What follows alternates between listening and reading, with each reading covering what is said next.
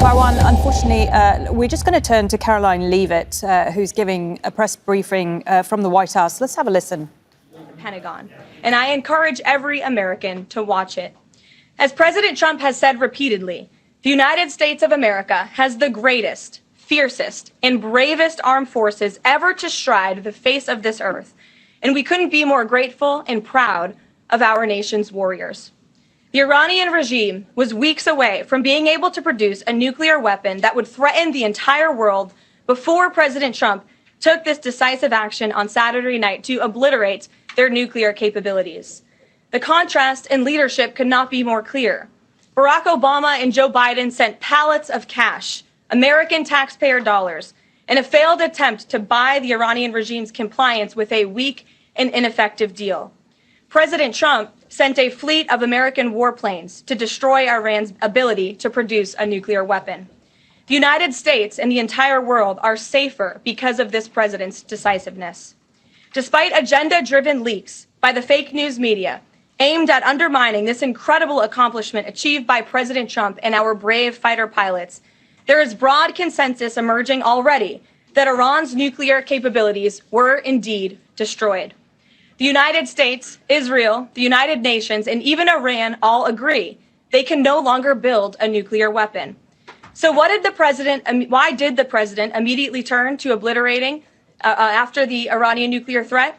Securing peace. Within 48 hours of the devastating strike, President Trump and his team brokered a historic ceasefire between Israel and Iran and officially ended the 12-day war.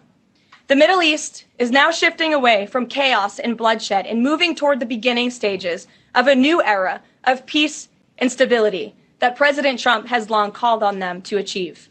This was unthinkable at this time last week, and this is what peace through strength looks like. Under President Trump, America will relentlessly advance our interests without being dragged into endless wars. His fearless leadership guarantees America is once again respected across the world. Just look at what he was able to accomplish at the NATO summit in the Netherlands. Many of you were there. Our allies agreed to invest 5% of their GDP annually in defense because President Trump demanded it. This will be the most significant reinforcement of NATO's collective defense in the history of the NATO alliance. And as a result, the United States of America will carry less of the burden, and our NATO allies will be stronger than ever before. As NATO Secretary General Ruda put it, for too long, one ally, the United States, and our taxpayers, I may add, carried too much of the burden of that commitment. And that changes today. President Trump made this change possible. We will produce trillions more for our common defense to make us stronger and fairer by equalizing spending between America and our allies.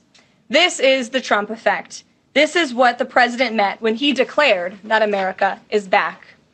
Now, back here at home, Americans are paying much cheaper prices for gasoline this summer, as both the Wall Street Journal and the New York Times pointed out today. Here's how the Wall Street Journal put it. Hitting the road this summer won't bring as much of a big hit to your wallet. The national average for a gallon of regular gasoline is about 23 cents cheaper than this time last year. Analysts say plentiful supply is expected to keep prices down in the coming months. These are the cheapest gas prices at this point of the summer since 2021.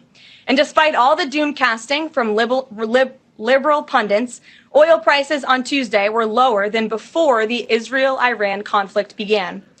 As President Trump continues to unleash American energy, our country will have even more efficient, reliable, and affordable energy to protect our national security and fuel our people.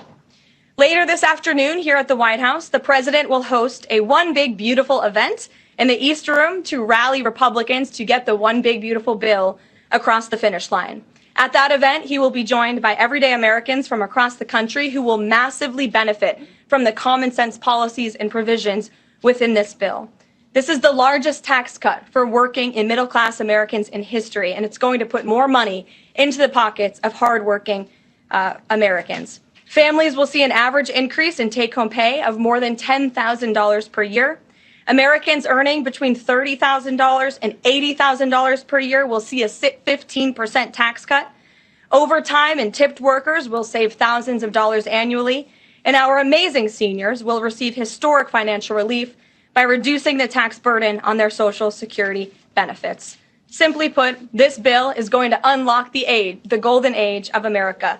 And we look forward to continuing to work with the Senate and the House to see this bill on the president's desk for signature by Independence Day.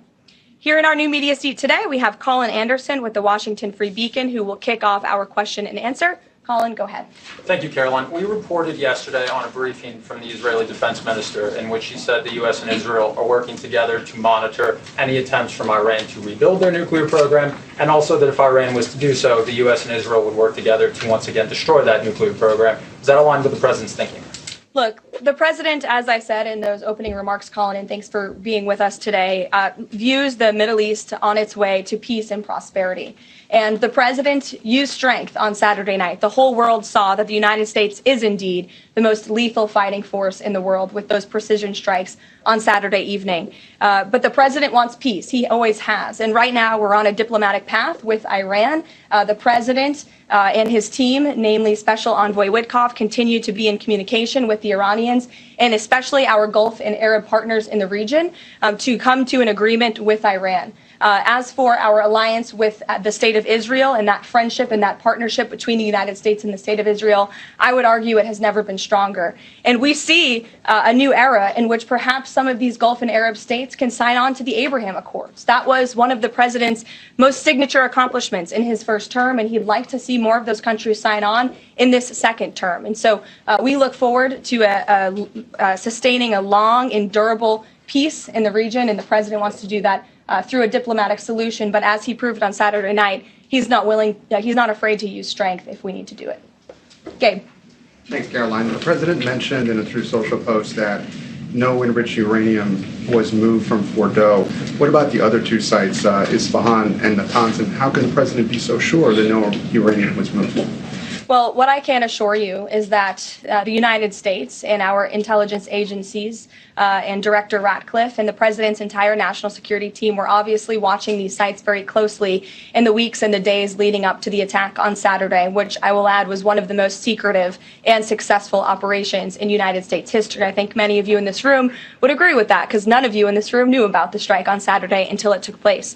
So we were watching closely, and there was no indication to the United States that any of that enriched uranium was moved prior to the strike. From any of the sites? Correct. And then one more thing, Caroline. Next week, the president mentioned there to be talks with Iran.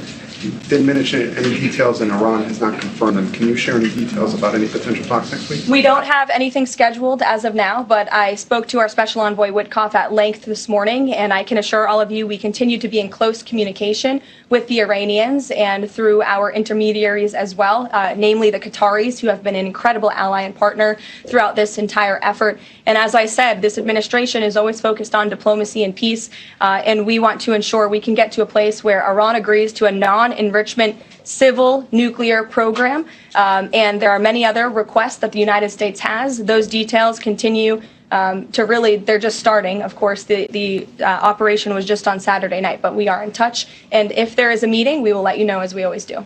Brian. Thank you, Caroline. It's two, one on trade. On the July deadline that's coming up for the trade deals, is that deadline still hard and fast for the president, or is he now considering even coming to trade deals after that deadline, and where is he on that going forward? I think the president has been asked this quite a few times by many of you in the media. I've heard him answer it at press conferences and at gaggles. He just spoke about it on Air Force One. The deadline is not critical. The president can simply provide these countries with a deal if they refuse to make us one by the deadline, and that means the president can pick a reciprocal tariff rate that he believes is advantageous for the United States and for the American worker, and he will continue to do that. But as for the deals, our United States Trade Ambassador, Jamieson Greer, I speak to him frequently. He's working very hard, and he has had very good and productive discussions with many of our key trading partners. And on the One Big Beautiful Bill, there's conversations on the Hill right now about the Medicaid cuts.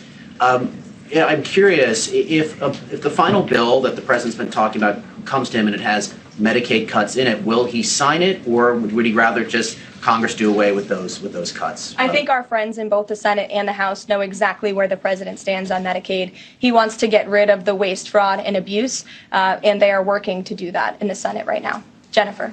Follow up on that, on the Big Beautiful Bill. Okay, that was Karoline Leavitt, the White House press secretary, speaking there to the media, echoing many of the comments we heard a little earlier from US Defense Secretary Pete Hegseth, where he talked about the US strikes on Iranian nuclear sites over the weekend as historically successful. Don't miss out. Get the full picture. Subscribe to Al Jazeera for reliable news and expert insights. Like, share, stay ahead.